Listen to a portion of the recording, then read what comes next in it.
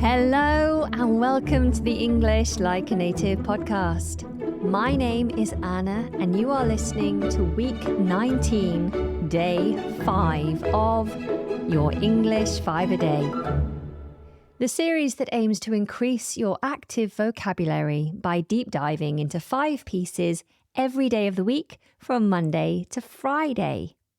Now, I do have a little bit of a frog in my throat, which is croaking away. So hopefully I won't need to cough. Hopefully it will just diminish during this episode. When you have a frog in your throat, it means you sound a bit croaky, a bit like that. And you need to cough because the froggy, croaky sound continues. But if you cough, of course, it's not good for the voice. It makes more mucus and makes you even more croaky and mucusy. It means you have to cough even more. So it's a difficult thing to deal with, especially when you're trying to record a podcast.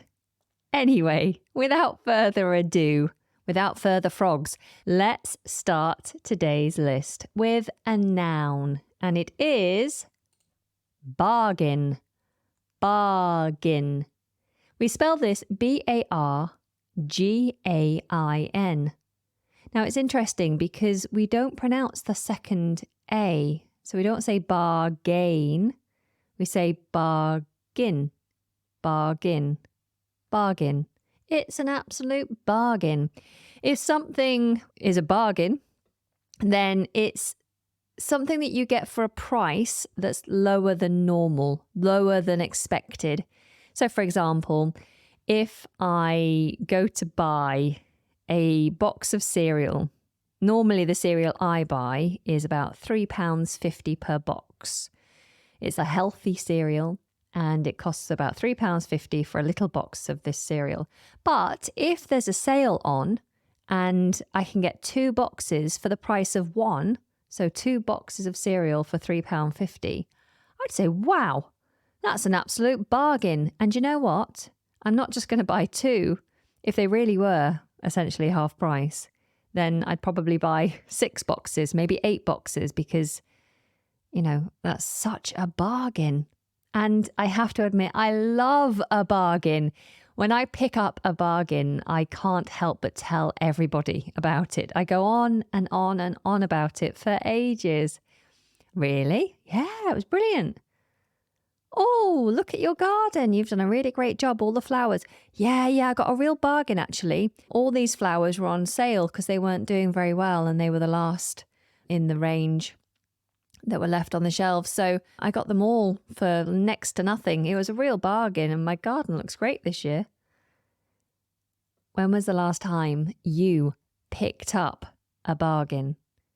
And we do often say that as well as a complete phrase, to pick up a bargain. I picked up a bargain at the shop. Okay, here's another example sentence. Have you tried that new charity shop in town yet? They have a rail where you can get designer clothes for a real bargain. All right, next on the list is a phrasal verb. We all love phrasal verbs, and it is snap up. And this is a separable phrasal verb, so we can say snap something up. Often, you'll snap up a bargain, but let's spell it before we move on. We spell it S-N-A-P, snap, and then up, U-P. So you snap something up. This means that you buy it very quickly because it's such a bargain, because it's so cheap. You buy it as quickly as you can. Snap, you grab it. And you put it in your basket and you pay for it and run away from the store in case they change their mind because you don't want to be missing out on that bargain. I often speak to students when I am running a promotion because I don't often discount my products. But when I do, I tell my students, hey guys, you've got to snap this up while it's cheap because I'm not going to discount it again for maybe 12 months. So snap it up now. And often my warnings are heeded and the students do snap up the bargain. Here's another example. When the jacket I've been after for months went on sale, I snapped it up. An absolute bargain at 50% off. All right, moving on from snap up, we have a verb and it is debate. Debate. Now, debate is spelt Debate. Debate.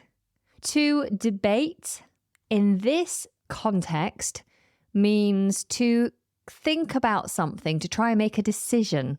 So you're almost weighing something up in your mind. You're having a discussion with yourself in your mind to try and make a decision about something. Now, often debate, when you say debate, you're thinking about two groups of people or two individuals arguing their point, trying to make a decision about what should be done. Like if my partner and I have some space at the back of the house, our garden, and we have nothing in it. It's completely empty. It's just a patch of soil. And we're trying to discuss what to do with it. He thinks that we should put a lawn down, so lots of grass, and some flowers in the flower beds at the sides. I think we should make a little wooded area. So I think we should plant loads of trees and just have lots of trees at the back. But my partner disagrees. And so we'll both talk about it. We'll debate what we want to do. We'll present our arguments, why we think our idea is a good idea and why we think their idea is a bad idea. So that's debating. But you can debate inside your own mind on your own when you're trying to make a decision. So, you're kind of mumbling to yourself and going, should I do this? Maybe I should. Oh, but I'm quite tired. But if you don't do it, you're going to be annoyed with yourself. And if you do it, you might enjoy it. So you should do it. Yes, okay, I'll do it. I often debate with myself. Okay, here's an example sentence. We've decided to get a dog, but now we're debating over which breed to go for. I want a Rottweiler, but my husband wants a Labrador. What do you think? All right, next on the list is an idiom, and it is the long and the short of it. The long and the short of it. So we spell this the, T-H-E, long, L-O-N-G, and, A-N-D, the, T-H-E, short, S-H-O-R-T, of, O-F, it, I-T. This is a long one, isn't it? The long and the short of it. The long and the short of it. When you use this idiom, it means that you're explaining a situation without going into too much detail. So you're basically summarizing or summing up the story so that you're not boring the other person with a really long-winded story. You're just trying to get to the point and tell them what they need to know. So, for example, if you say, "Oh, Anna, what do you do for a living?" I could give you the long story and say, well, I started my life as a performer. I really wanted to be on the stage. And then I moved into this, that, and the other. And I was teaching this on the side. And then I enjoyed teaching and I was good at teaching. And so I started teaching this, that, and the other. And then that led me on to YouTube. And that was kind of by accident. And then I did this, that, and the other. And that's a long story that I could retell. But instead, I could say to you, well, the long and the short of it is, I now make content online and I am a teacher and have my own courses business where I teach people English. And you say, oh, that's really interesting. How did you end up doing that? Oh, okay then. You want the long story. I'll give you the long story then. All right. So to use the long and the short of it is just saying, basically, I'm going to give you the short story. I'm going to give you the quick version, the thing that you need to know. Here's another example. The long and the short of it is we will get a dog, but you kids have to help look after it too. All right, moving on to the last item on our list. It is an adjective and it is dominant. Dominant. Dominant. We spell this D-O-M-I-N-A-N-T. Dominant. If something is described as dominant, then it has authority or it is stronger than something else. For example, when I was skiing, I decided actually I wanted to switch onto a snowboard, which was a bad decision at the time because it was a very dry season. So it was quite icy. compacted snow, very icy, and learning to snowboard on ice is not fun. Anyway, when you're snowboarding, you have to decide which is your dominant leg. Which leg do you want to lead with? So, meaning which one will go forward first. So which way will you turn your body as you go down the mountain? And for a long time, I couldn't decide which leg was my dominant leg, which leg I felt more comfortable putting forward as my stronger leg, my leading leg. And to be honest, I don't think I'd even know if I got on the slopes now, even though I've done snowboarding for many weeks in the past. Anyway, so to be dominant. We all know dominant people with dominant personalities, but here is an example sentence. Jake, you have a dominant personality. Could you please take the staff meeting today? I think they're becoming a bit lazy and need some discipline. Okay, so Jake obviously is quite a strong person. He seems a little bit more authoritative, like he has more authority than others. So let's recap today's list. We started with the noun bargain. We all love a bargain, something that's a lower price than normal. Then we had the phrasal verb snap up. To snap something up is to buy it quickly because it's really cheap or it's very rare. So you want to get it quickly, you snap up. Then we had the verb debate. In this case, where you consider something when you're trying to make a decision about it. Then we had the idiom, the long and the short of it, when you're explaining a situation without going into too much detail. And we finished with the adjective dominant, to have natural authority, dominant. All right, let's do this now for pronunciation purposes. So please repeat after me. And if you can't speak out loud, just say it in your head. Here we go. Bargain. Bargain. Snap up. Snap up. Debate. Debate. The long and the short of it.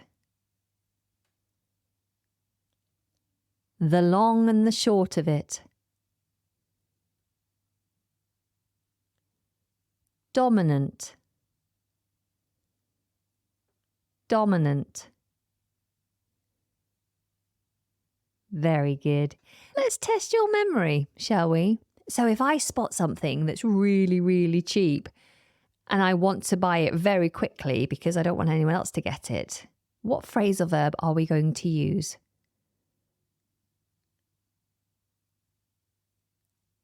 Snap up. I'm going to snap it up. And I'm going to snap it up because it's a lower price than normal. What noun could I use to describe this item that's a lower price than normal? It's a bargain, an absolute bargain. Now, I do have a little conversation with myself to try and decide whether I should buy 2 or 3 of these bargain items. What verb could I use to describe this process of trying to make a decision in my mind? What verb? Debate. I'm going to debate with myself. This is such a bargain. Should I snap up 2 or 3 of these or just get the one that I actually wanted? Now, when I want to explain the situation to my husband later, when I come home with 10 of these items, and I need to explain to him how I ended up with 10 of these items when I only need 1, I want to tell him without giving too much detail. So what idiom would I use to start the conversation?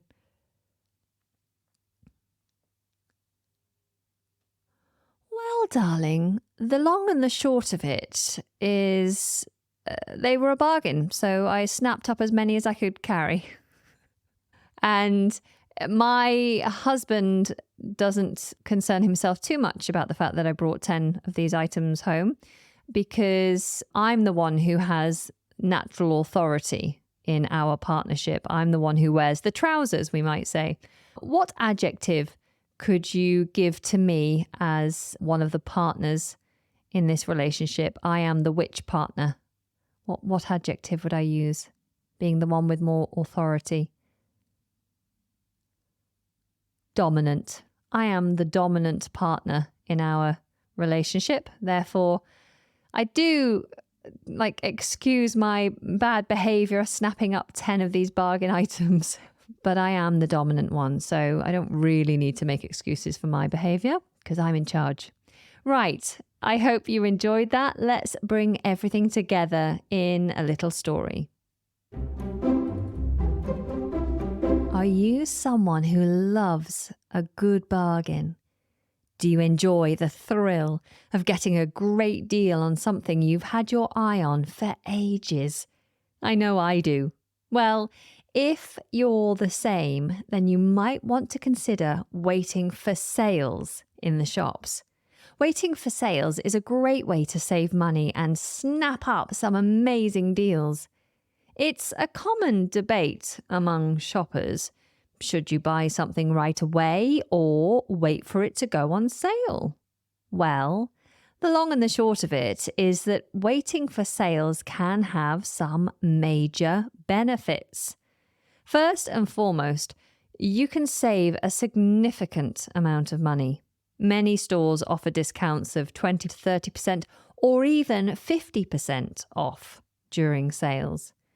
Not only that, but you also have a chance to get your hands on some items that are usually out of your budget. That designer bag or pair of shoes that you've been eyeing up, it might just be on sale at a price that you can afford. Another benefit of waiting for sales is that you can become a thrifty shopper. To be thrifty is to show the careful use of money and not waste it.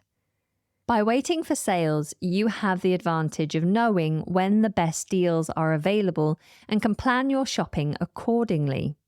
Many high street shops such as New Look, Zara, Primark and H&M and online sites like Amazon are dominant when it comes to the sales and often have products at prices that are too good to be missed.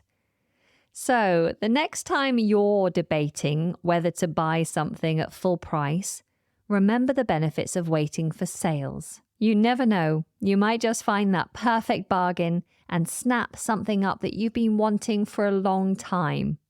Happy shopping! All right, that brings us to the end of week 19. If you have found this useful in any way, then please do give this a like, rating, or review. And remember, I'm just at the end of an email. So if you want to say hello, give feedback, make suggestions, then feel free to do that. You can reach me at hello@englishlikeanative.co.uk. I look forward to hearing from you. Until next time, have a lovely day and goodbye.